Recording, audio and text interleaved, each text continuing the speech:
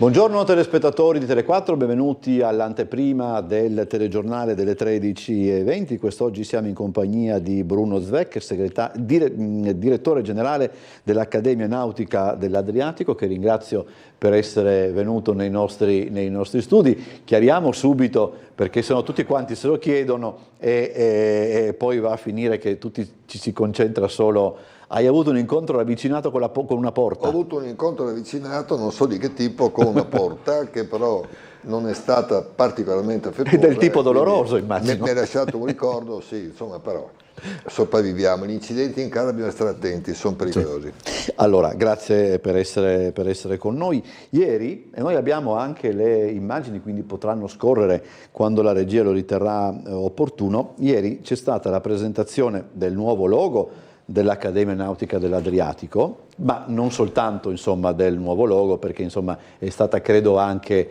un'occasione per parlare anche dell'attività dell'Accademia.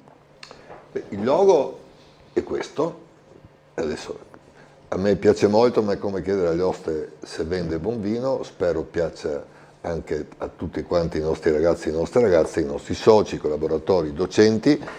Il titolo era La nuova primavera, questo è un anno particolare, intanto anticipa i nostri 10 anni che verranno celebrati il 29 di settembre del 2025. In più quest'anno ci sono i 270 anni da quando è sorta, istituita da Maria Teresa, la scuola di commercio e nautica, da cui derivano praticamente la maggior parte delle istituzioni triestine e non solo, ma per esempio anche i 100 anni dell'università, non so quanti sanno, ma la prima facoltà di economia nasce proprio dalla scuola di economia e commercio di Pasquale Revoltella. Quindi insomma 10 anni noi, per cui ci sembrava di avere ancora un po' di adolescenza frizzante di primavera prima di entrare nella maturità che sarà il prossimo anno. È un anno particolarmente impegnativo, vuoi da una parte per i nuovi corsi che pensiamo di mettere in cantiere già a partire dal 24, alcuni invece che immaginiamo di prospettare nel 2025 e anche per l'impegno non banale relativo all'utilizzo dei fondi che ci sono arrivati dal PNRR, sia per i nuovi corsi ma sia per i laboratori. Abbiamo ormai già giudicato tutte le gare e abbiamo presentato ieri il prospetto proprio per 4.146.000 euro, quindi una cosa non banale, però siamo tra i pochi in Italia ad essere riusciti ad avviare tutte le gare, perché da altre parti ci sono stati parecchi impedimenti. Quando si preparano appunto nuovi corsi, quando si mettono in piedi appunto le novità, a che cosa fate attenzione? Cioè immagino che vi guardiate attorno, che vi guardiate attorno nel senso che cerchiate, valutiate sì, ciò che succede nell'ambito e poi traiate, mamma mia, oggi con i congiuntivi vado bene però sono orribile. E senza aver preso, noi sì, valutiamo quello che ci accade intorno e sicuramente in questo momento Trieste sta vivendo dal punto di vista dell'infrastruttura marittimo-portuale uno sviluppo che non si fermerà nei prossimi anni, non indifferente, con una grandissima richiesta di personale specializzato. Peraltro noi abbiamo un problema non soltanto di progettare i corsi in base a quello che serve anche al sistema dell'impresa, perché non ci interessa fare corsi per farli, la nostra priorità è tra virgolette il successo delle ragazze e dei ragazzi che vengono in accademia, che significa non soltanto una loro crescita professionale, ma anche una crescita umana in una performance di autonomia, poi che consenta di vivere. Quindi per loro, per noi è importante il buon lavoro, non un lavoro pur che sia. E poi con questo possiamo soddisfare anche il bisogno di personale qualificato di cui necessitano le imprese. Qui c'è un problema che è un tasto dolente, io l'ho detto più volte, sembravo anzi noioso, l'ho detto anche qui, ne abbiamo discusso, e cioè che l'inverno demografico, il calo demografico, l'andamento che noi sappiamo essere presente in Europa, in Italia in particolare e nella nostra regione ancora più marcatamente, io senza essere catastrofista, ma credo che tra 10 anni noi rischiamo il default in questa regione, cioè per mancanza di proprio persone che possano. Dal 2004 al 2024 abbiamo perso circa 70.000 under 35. Questo poi magari un giorno sarebbe interessante anche confrontarci su queste dinamiche, e quindi la difficoltà è questa, sapendo peraltro che noi abbiamo il tasso più alto in Italia come regione per rapporto popolazione scolastica e corsi ITS. Peraltro devo dire, questo mi rende orgoglioso perché significa che abbiamo fatto un buon lavoro, devo dire che noi abbiamo il 26% circa di ragazze e ragazzi che provengono da fuori regione, quindi siamo un'attrattiva vera, specie per alcuni corsi, e quindi valutando un po' quello che è l'andamento delle attività produttive, noi partiremo, ovviamente partiremo con le prescrizioni, poi vediamo quante ragazze e ragazzi verranno, con il corso che è stato il primo corso con cui siamo partiti, per allievi ufficiali di macchine e di coperta. Ricordo che nel 2015 siamo partiti con un corso e con 24 ragazze e ragazzi, oggi abbiamo 243 ragazze e ragazzi e quindi insomma abbiamo decuplicato in 9 anni. Quindi ufficiali in macchina di coperta, siccome ci sono parecchie richieste degli armatori, se ci saranno iscrizioni sufficienti per fare una selezione, pensiamo addirittura di farne 2 corsi di questo. Poi proporremo 2 corsi di logistica, la logistica è una richiesta incredibile, di corso di progettisti navali, perché da Fincantieri in giù c'è una richiesta di queste figure non indifferente, corso per macchinisti ferroviari e agenti polifunzionali, che ce li rubano, anzi mi hanno fatto anche un danno, perché nel ranking che il Ministero con Indire redige ogni anno noi abbiamo avuto su 5 valutati 3 corsi premiati, 2 no, e questo perché non avevo un numero sufficiente di diplomati, non perché non ci fossero i ragazzi, ma perché me li hanno presi prima che venissero a fare l'esame finale. Ho capito. Perché ho capito. Sì, questa è una roba, sì. tant'è che io avevo 11 diplomati e 19 occupati per il corso ferroviario. È una roba che è abbastanza incredibile, quindi potrei dire che invece che avere il 100% di occupati avevo il 120, che bene. Poi il corso per infrastrutture tecnologiche e cyber security, fondamentalmente legato al cluster marittimo portuale, è una figura che ormai è già normata secondo le discipline internazionali IMO SDCW. Poi quest'anno è interessata a questo anche la Federazione Italiana Vela Nazionale, che adesso sta valutando addirittura se sponsorizzarci direttamente, un corso per mastri velai. Quando parliamo di vele, parliamo di quelle vele stupende che ammiriamo su tante barche quando c'è la barcoliana, ma anche nelle regate in giro per il mondo. Quindi è certamente una nicchia, ma è una nicchia che si rivolge però a una platea nazionale di aziende che hanno interesse a sostenere questa attività. E quindi, insomma, il prossimo anno dovessero esserci sufficienti ragazze e ragazzi, immaginiamo 8 corsi. Poi so che avete anche, ma questo è un po' più avanti, insomma, però proprio per far vedere come è necessario per una realtà come la vostra, ma insomma, fondamentalmente ormai per tutte le realtà e in più settori, comunicare con altre realtà della città, anche, come posso dire, apparentemente distanti da quello che, mi perdonerà Franco, però da quella che è la mission delle realtà, delle varie realtà in questione, no? Non so se vuoi giusto accennare un attimo anche. Sì, perché... lo voglio, perché ieri mi hanno guardato un po' così, però un corso che progettiamo per il 2025, dobbiamo poi definirlo bene con i nostri partner, è quello relativo ai servizi alle imprese sempre in ambito marittimo portuale, voi sul versante amministrativo, voi sul versante informatico, insomma un insieme di... ma questo è facile perché rientra comunque sempre dentro la nostra linea.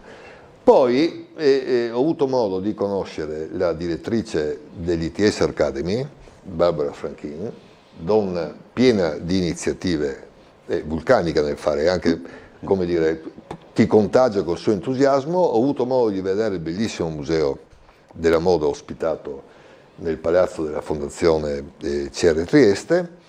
Ho parlato anche con alcuni suoi collaboratori e ho detto, ma noi potremmo mettere insieme due realtà che possono sembrare distanti, ma utilizzare il know-how e le conoscenze che ha la Barbara Sanchin in quel settore specifico, mettendo a disposizione la nostra struttura organizzativa e anche amministrativa, eccetera, e immaginare per il 2025 un corso. Ieri, nella tavola rotonda, a cui ha partecipato l'assessore Rosolén, Maurizio Eliseo, che lui dice di no, ma è il più grande storico navale presente in Italia, e padre Luciano della Rivera, dei Gesuiti, anche perché il primo rettore dell'Imperiale Regia Scuola di Matematica Nautica era padre Francesco Saverio Orlando, gesuita. E quest'idea della moda, allora, sia Maurizio Eliseo, l'assessore peraltro era piacevolmente sorpresa, sia Maurizio Eliseo, sì, proprio per il motivo di mettere insieme realtà sul territorio, ma anche padre Luciano, hanno spiegato come tutti lo dimenticano, ma negli anni in cui sono cominciati i grandi viaggi sui transatlantici, eccetera, eccetera, eccetera, eccetera, Trieste pullulava di atelier, perché era un mondo che comunque attirava persone che venivano da fuori. E se è chiaro che non voglio dire che questo è esattamente il legame con il mare, né il fatto che ci faremo rifare tutti quanti le divise di accademia, non è questo. Però credo che valorizzare eccellenze presenti nella nostra città, che qualche volta rischiano di essere più conosciute all'estero che non da noi, ma questa è una storia antica, e quindi insomma mi piaceva dal punto di vista della curiosità, ma anche di un impegno intellettuale che obbligherebbe ad assumerci, perché è chiaro che è un mondo che non è nelle nostre corde quotidiane, però insomma ogni tanto è anche bene dare un po' spazio alla creatività, perché ti aiuta. Poi voi siete un ITS, loro sono ITS, per sì, cui appunto. No, ma io credo che adesso no. Non è detto che a me è piaciuto molto che quando ho chiamato la Barbara Sanchin mi ha detto, guardi, però se possiamo pensare di farlo va progettato molto bene, certo. Perché né lei né io vogliamo renderci ridicoli. Tu sai che c'è soltanto una cosa peggiore di non fare un'attività, e farla male. E farla male, certo. Ecco, quindi, no. Però mi piace ragionarci. Tu hai citato adesso, abbiamo ancora, quanto è? 2 minuti. Tu hai citato una cosa che secondo me ha un'importanza molto più fondamentale di quanto si possa superficialmente pensare, la divisa. La divisa significa appartenenza, no? Significa qualcosa di più dell'obbligo di... No, significa appartenenza, e io uso un termine di cui non ho paura, e significa anche identità. L'identità è l'appartenere a una comunità. Quando è inclusiva, non è contro qualcuno, ma è a favore di tutti, è un bene enorme. Riconoscersi dentro un sistema che è un sistema di valori, che poi è fondamentalmente quello legato a chi con il mare lavora e per il mare vive, e quindi insomma non c'è nulla di più inclusivo. I nostri ragazzi, quelli che fanno gli ufficiali, è ovvio che per loro era normale perché sono le divise di bordo. Poi abbiamo cambiato ovviamente le mostrine per gli altri, e devo dire che se all'inizio qualcuno poteva essere così un po' perplesso, oggi appena arrivano ci chiedono quando arrivano le divise peraltro che vengono fornite in maniera gratuita all'Accademia, ed è chiaro che tutti quelli che vengono all'Accademia, che sono tutti maggiorenni, sanno che le regole di ingaggio sono queste, e devo dire anche ieri era un bel vedere. Allora, abbiamo ancora le nuove iscrizioni, è troppo presto per parlare? È troppo presto, noi usciamo con i bandi veri e propri entro il mese, e le iscrizioni si chiuderanno entro settembre, perché poi con ottobre partiamo con i corsi, dobbiamo fare le selezioni. Insomma, i tempi ci sono, non enormi però, perché poi le cose...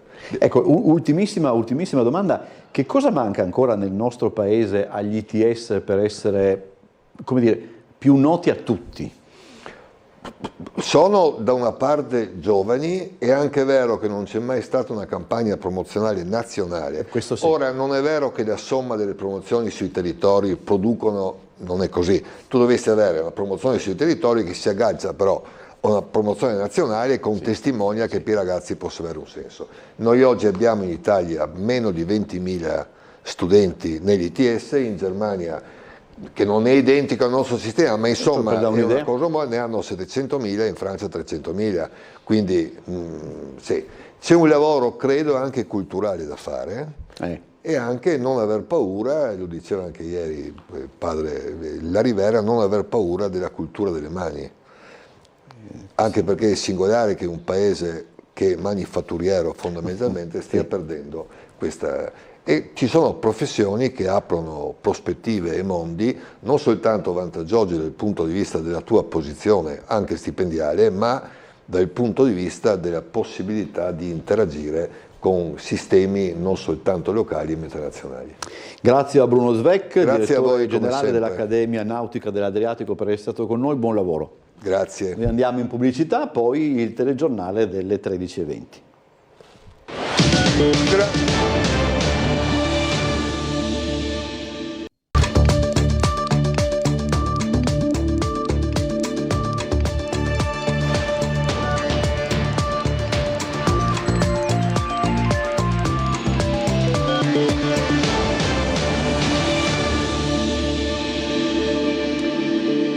Telespettatori di Tele4, buongiorno e benvenuti a questa edizione del nostro telegiornale. Una nuova infiltrazione dopo le piogge dei giorni scorsi interessa la galleria di Piazza Foraggi. Si dovrà procedere con altre iniezioni di malta cementizia o con la posa di un altro pannello, ma la galleria non chiuderà.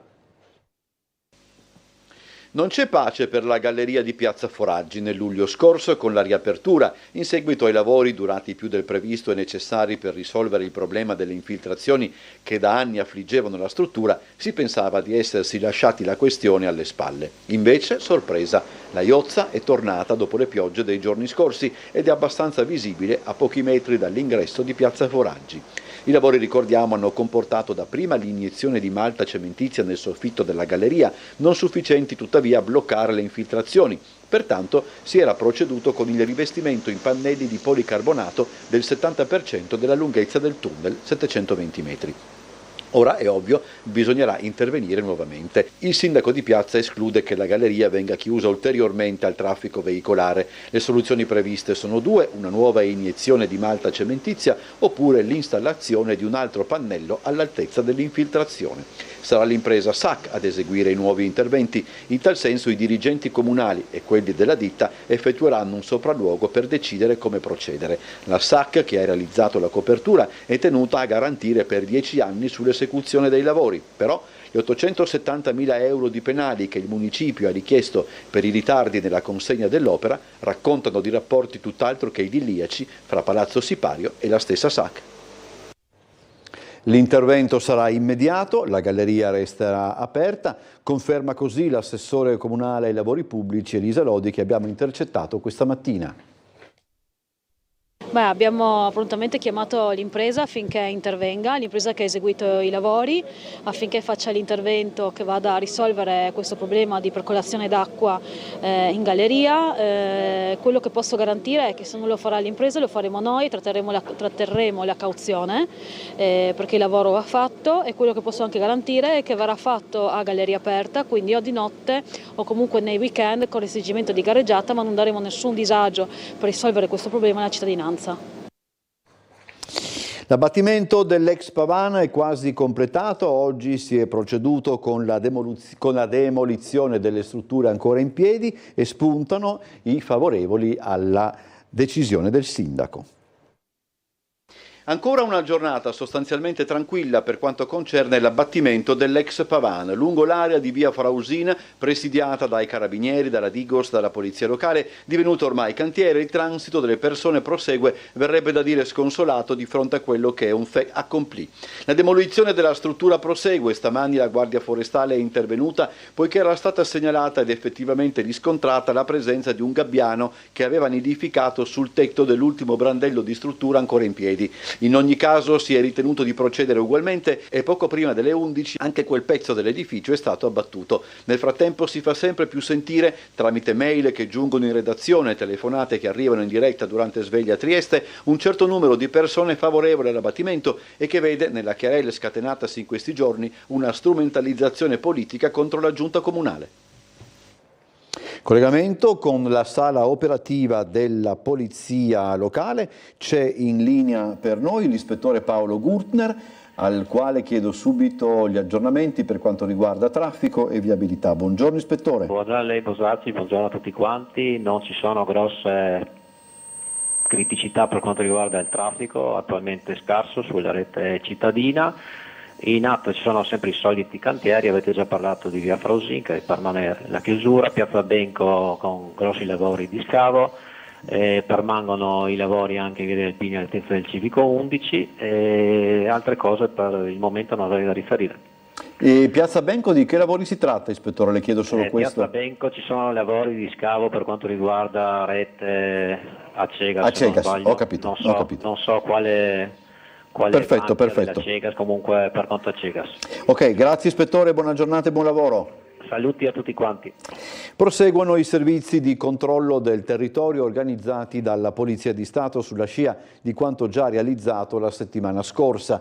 Nel corso di questi servizi sono stati identificati quasi 300 persone, di cui circa 100 stranieri, e denunciati 3 soggetti di nazionalità egiziana per il reato di ingresso e soggiorno illegale nel territorio dello Stato. Sono stati controllati oltre 60 autoveicoli e una quindicina di esercizi pubblici. Al personale della Questura di Trieste si sono aggiunti a supporto anche 2 equipaggi del reparto prevenzione crimine della Polizia di Stato di Padova.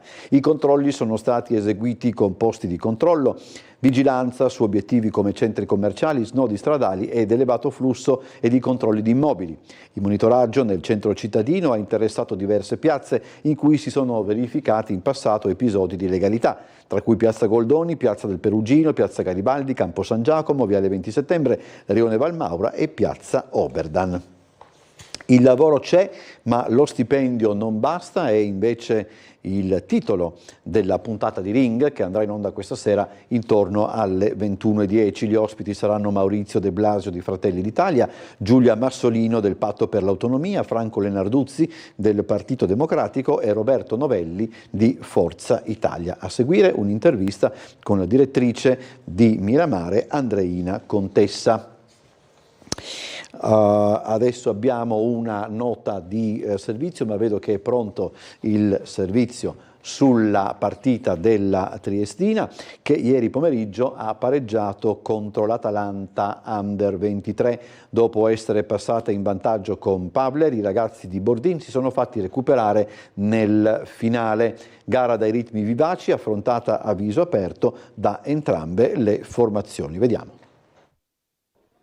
Una partita vivace giocata a viso aperto da 2 squadre che hanno dimostrato buon calcio, un risultato che beffa la Triestina nel finale, ma per quanto visto in campo sembra essere anche giusto. L'Unione e l'Atalanta Under 23 hanno pareggiato ieri al Tognon di Fontanafredda, lasciando invariate le posizioni della classifica. A rompere per primi gli indugi sono i rossolabardati, il 12°, ma il colpo di testa di Lescano su assist di Anzolin sorvola abbondantemente la traversa. Più clamorosa l'occasione successiva passata tra i piedi di Elazraq, che a tu per tu col portiere non trova l'angolo giusto per sbloccare il risultato. L'Atalanta risponde al 28°, Diao impegna Matosevic che respinge coi piedi, Moretti per la Triestina calcia da fuori area costringendo Vismara al tuffo. In un'azione tutta in velocità Capone trova la porta chiusa da Matosevic in quella che verrà archiviata come l'occasione migliore dei bergamaschi nel primo tempo. Il numero 10 ospite ci prova sin dalle prime battute della ripresa, il tiro a giro però è troppo alto. I rossolabardati sfiorano il gol al 53°, Vismara è attento e sventa il pericolo. Il palo colpito da Capone fa correre un brivido ai ragazzi di Bordin che rispondono con una botta di Lescano parata dall'estremo difensore lombardo. Il ritmo è vivace e a mettere il punto esclamativo è Pavlev, preciso e coordinato nel calciare il pallone offerto da Correia e segnare l'1-0 per la Triestina. L'Atalanta non cede e a stretto giro reagisce con un tiro da fuori area controllato con lo sguardo da Matosevic. È il preludio alla rete del pareggio che arriva dopo una serie di tocchi non perfetti ma efficaci a permettere a Vlahovic di gonfiare la rete. Dopo 6 minuti di recupero l'arbitro fischia la fine della contesa, una partita piacevole fra due squadre di qualità che con il punto ottenuto muovono un passo in classifica in attesa del prossimo turno, in programma per entrambe domenica sera alle 20:45. Acegas APS Amga informa che giovedì 11 aprile potrebbero verificarsi disagi, quindi la prossima settimana, nello svolgimento di tutti i servizi gestiti dalla Multiutility, compresi call center, sportelli commerciali e stazioni ecologiche, in seguito a uno sciopero nazionale di 4 ore proclamato da organizzazioni sindacali confederali. Acegas APS Amga ricorda che verranno garantite le prestazioni minime assicurate per legge e che al termine dello sciopero i servizi torneranno alla normale operatività. Questo, lo ripetiamo, per giovedì 11 aprile, per cui fra una settimana. Allora, facciamo adesso, anticipiamo giusto un po' la pubblicità, poi torniamo ancora con molti servizi per voi. Rientriamo in studio e occupiamoci del report per quanto riguarda l'attività del nucleo interventi speciali della Polizia Locale. Vediamo il servizio di Laura Buccarella. Il nucleo interventi speciali è il nucleo antidegrado, quindi fa molte attività. Diciamo che il fenomeno dei writers si è parzialmente ridotto, come anche sicuramente quello del commercio ambulante abusivo, che è effettivamente molto residuale.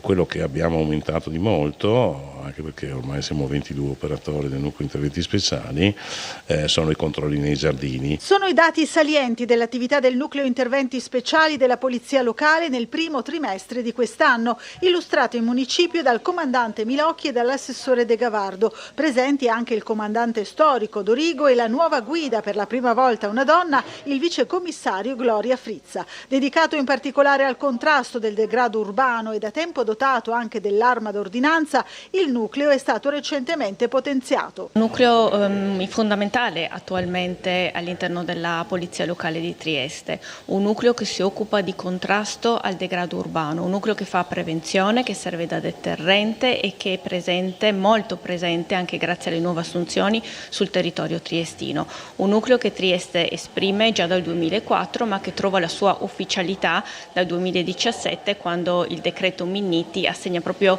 ai comuni le competenze relative al contrasto del degrado urbano. 105 le sanzioni elevate in 3 mesi, in particolare per mendicità e bivacco, ma anche indicatori abusivi di parcheggio, una trentina gli interventi sanzionatori per detenzione di stupefacenti, sempre le stesse, oltre ai giardini pubblici, le aree maggiormente attenzionate. Ossia le aree pedonali del centro città, che è importante il pattugliamento a piedi, proprio perché le autopattuglie non passano per le aree pedonali, e poi le zone sono quelle di Piazza Garibaldi, Largo Barriera, Piazza Perugino, Via Sette Fontane, Val Maura e San Giacomo in particolare.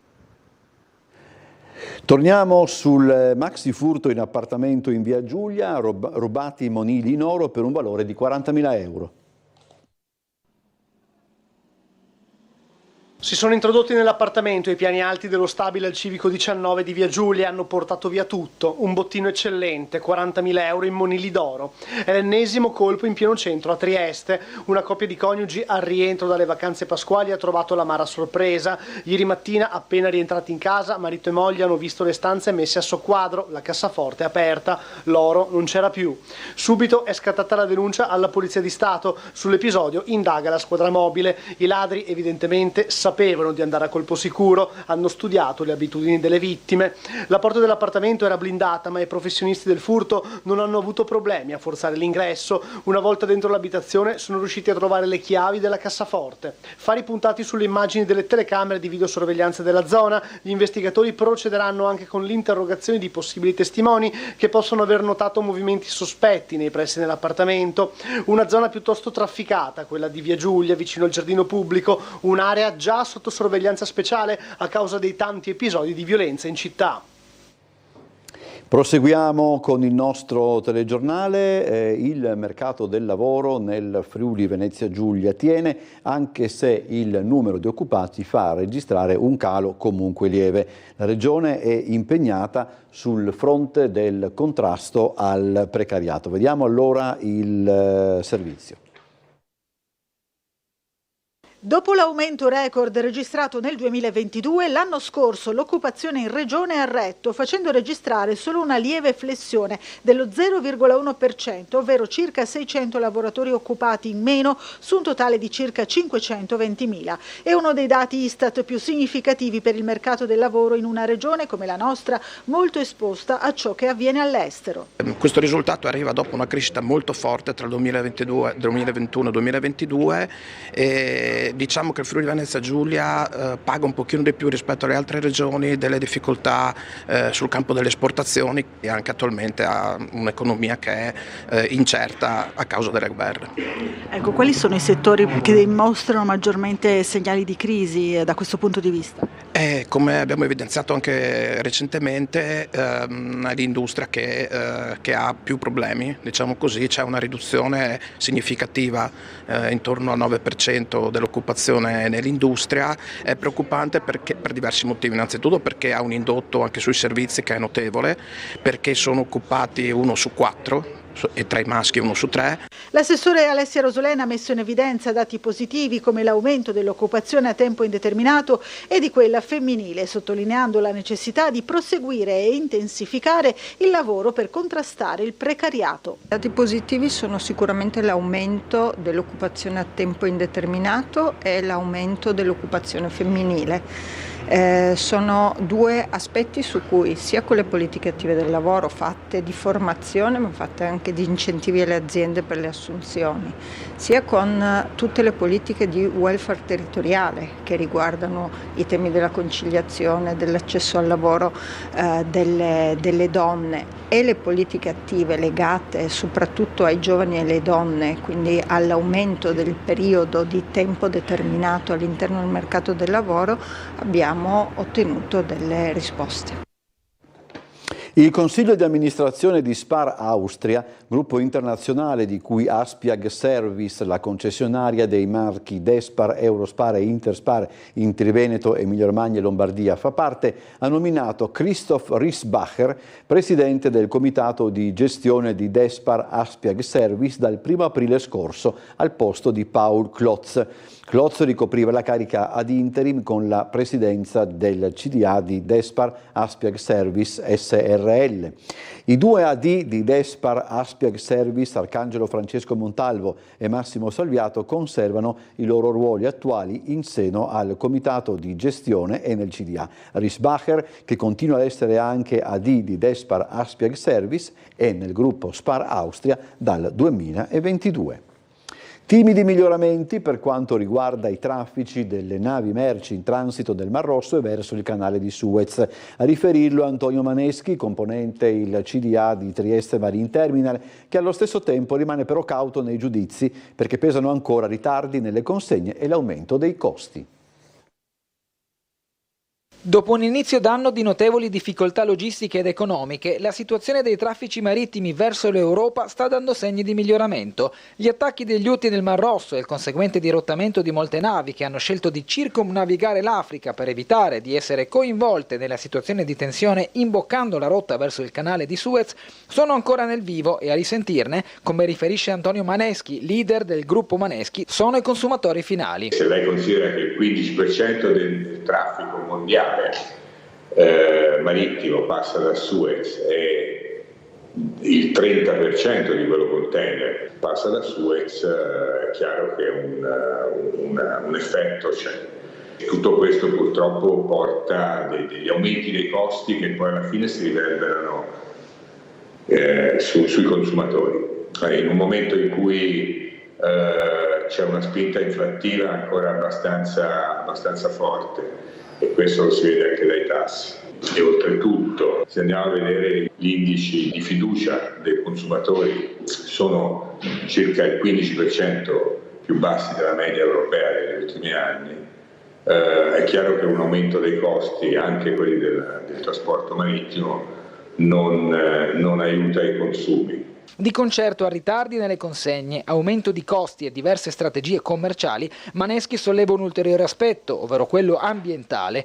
Più tempo di percorrenza equivale a maggiori emissioni e consumi di carburante. Avendo aumentato di così tanti giorni la navigazione, proprio nel momento in cui tramite tutta una serie di politiche europee ma anche internazionali. Si sta cercando di perseguire sostanziale decarbonizzazione dei trasporti, e questo invece, allungando il viaggio, è logica che purtroppo si impatta negativamente sull'ambiente. È stato inaugurato nella sede di medicina legale dell'INPS in via Ghiberti l'angolo di Sveva, uno spazio a disposizione dei bambini in attesa di essere visitati, un'iniziativa che fa parte delle tante organizzate dall'associazione Io Tifo Sveva. È uno spazio piccolo ma significativo l'angolo di Sveva, è stato ricavato al primo piano del centro medico legale dell'INPS in via Ghiberti con uno scopo ben preciso e che rispecchia l'impegno dell'associazione Io Tifo Sveva. Il portare il sorriso al di fuori dell'ospedale, al di fuori del nucleo familiare, ma portarlo anche in contesti come questo, che sono un po' difficili da immaginare, no? Però i bambini devono tornare a essere bambini, non devono essere solo pazienti, non devono essere solo numeri, quindi abbiamo pensato a questa iniziativa insieme all'INPS per portare un sorriso anche in un ambiente che per loro comunque non è un ambiente familiare. È uno spazio che noi vogliamo dedicare ai nostri utenti più piccoli che intercettiamo per motivi ovviamente legati a patologie varie, e quindi è la voglia di aprire delle opportunità diverse per questi bambini che a volte purtroppo sono chiamati a percorsi complicati, e quindi in qualche modo noi abbiamo voluto offrire un momento di gioia dedicato tutto a loro. L'associazione nacque nel 2020 a pochi mesi dalla scomparsa di Sveva, 7 anni, malata di un tumore. Attorno alla cui vicenda si era creata una corrente impressionante di solidarietà che la famiglia ha deciso di incanalare in un percorso a favore degli altri, soprattutto a favore dei bambini in difficoltà per ragioni di salute, come appunto quelli che attendono le visite in via Ghiberti. L'attività dell'associazione nel corso degli anni si è estesa anche alla gestione di una serie di appartamenti messi a disposizione di famiglie che arrivano a Trieste per permettere ai propri bambini di curarsi. Inoltre Io Tifo Sveva organizza una serie di iniziative in occasione di festività particolari per raccogliere fondi. Una commedia divertente sulla sincerità nella coppia e in famiglia sarà il prossimo appuntamento in cartellone al Teatro Sloveno in via Petronio. Una commedia che arriva direttamente da Broadway caratterizza il programma primaverile in abbonamento del Teatro Stabile Sloveno. Venerdì 5 aprile un nuovo debutto divertirà il pubblico col testo Piccole astute bugie, scritto dal drammaturgo americano di origine italiana Joe Di Pietro e vincitore di 2 premi Tony. La commedia sull'amore, il matrimonio, la convivenza nella buona e nella cattiva sorte pone la questione delle cose non dette all'interno del nucleo familiare. Il testo, tradotto in sloveno da Tina Makota e presentato con sovratitoli in italiano per tutte le repliche, è messo in scena dalla regista croata Nenni Del Mestre, che collabora per la 4ª volta con il teatro triestino. Tema centrale della commedia è la verità. Siamo davvero sinceri nei rapporti con il partner e i familiari? Sul palco 2 coppie, una più anziana e una più giovane. Nel ruolo della madre e suocera Nicla Petrushka Panizzon. È un testo veramente bello di Joe Di Pietro e molto, alla Woody Allen, ecco, per cui è una recitazione proprio vera, diretta, non è la classica commedia vaudeville. È stato molto bello lavorare con questa regista perché anche lei è molto precisa, per cui ci ha dato tanti spunti. È una commedia broadwayana. Lo spettacolo debutterà venerdì 5 aprile alle 20 al ridotto del teatro di via Petronio. Un'ora prima la serata verrà anticipata dall'apertura della mostra itinerante del Museo Provinciale di Capodistria Primavera sul palcoscenico operistico, ritratto della cantante d'opera triestina originaria di Servola, Xenia Vidali, realizzata in occasione del 110° anniversario della nascita. Torna per il pubblico Rossetti Open, a metà fra spettacolo e visita guidata. Gli attori della compagnia del Teatro Stabile accompagnano il pubblico dietro le quinte del teatro, ma non solo. Ieri Maria Grazia Ploss ha fatto da cicerone ad una scolaresca.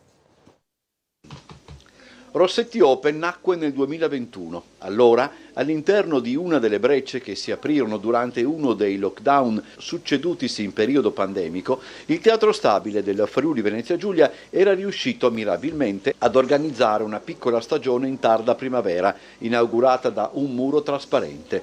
Allora Paolo Valerio ebbe l'idea di allestire qualcosa a metà fra uno spettacolo e una visita guidata, perché ad accompagnare gli spettatori dietro le quinte del Politeama Rossetti, a raccontare la storia dell'edificio, a spiegare come si mette in scena uno spettacolo, sono gli attori della compagnia, ognuno dei quali in qualche modo personalizza quella che per comodità chiameremo la visita.